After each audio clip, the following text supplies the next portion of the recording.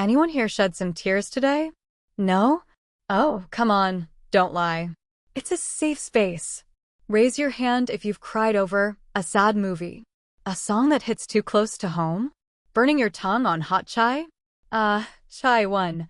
Life, too many. Good news, though, you're all totally normal. And today, we're going to talk about why your brain actually loves when you cry.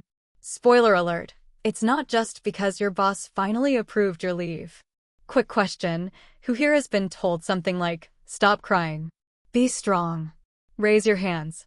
Wow, you guys have been through it, huh? Okay, real talk. How many of you are the ugly criers? You know the kind? Red eyes, blotchy face, that weird hiccup gas thing. You're nodding respect. Me too, me too. Real ones unite. But here's the twist. Did you know crying is actually a superpower? Yep, neuroscience says so.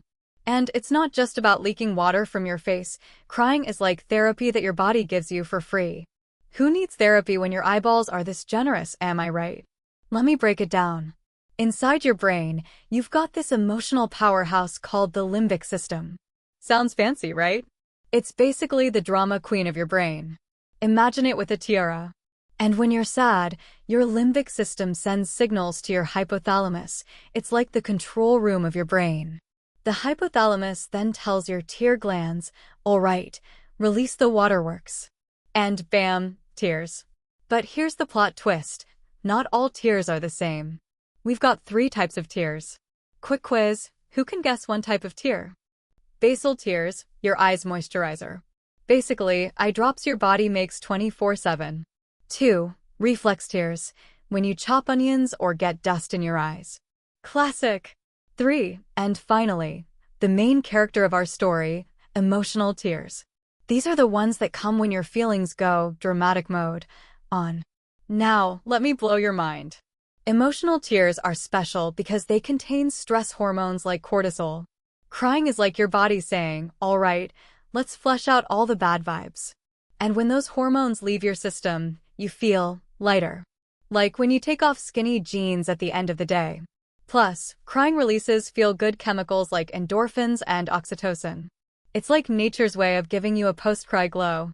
Who needs skincare when you've got tears? Okay, real talk again. Raise your hand if you've ever cried and then suddenly felt better. Almost like you hit the reset button on life. What's your go-to cry scenario? Sad movie? Fight with a sibling? Or just the classic, I have no idea why I'm crying but here I am. Relatable. Here's the thing, science says crying not only makes you feel better, but it also builds connections. You're literally bonding with people when you cry in front of them. So next time you ugly cry in public, just say, I'm creating social bonds, Karen. All right, let's lighten it up. Hands up if you've cried over something ridiculously small. You cried because your pizza delivery was late? Honestly, I respect that. Pizza deserves tears. It's basically a love language. Once, I cried because I couldn't open a jar of pickles. True story. The jar won, but I grew emotionally. And also, my neighbor opened it for me. See? Social bonding. So here's the deal. Crying isn't a sign of weakness. It's your brain and body working together to heal, reset, and sometimes just bond over pickles and pizza. If anyone tells you to stop crying, you can say, excuse me, I'm engaging in advanced neuroscience.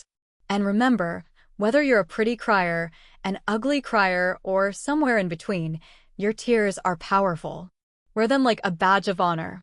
Or, collect them in a jar labeled, Tears of My Enemies. Now, go forth and cry. But, not too much. We don't want anyone dehydrated out here. Thank you, and don't forget to hydrate, you emotional warriors. This campaign on Let's Talk About Mental Health is an initiative by UDRC, Urban and Development Resource Center, dedicated to spreading awareness, reducing stigma, and offering support for mental health. Together, we can create a world where mental health is cared for, understood, and supported.